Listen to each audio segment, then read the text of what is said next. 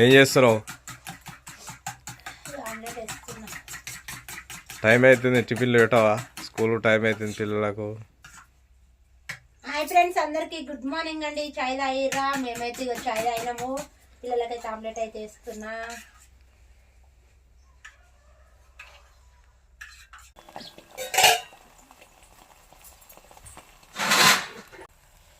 ఇట్లా మూత పెట్టేసుకోవాలి. సూపర్.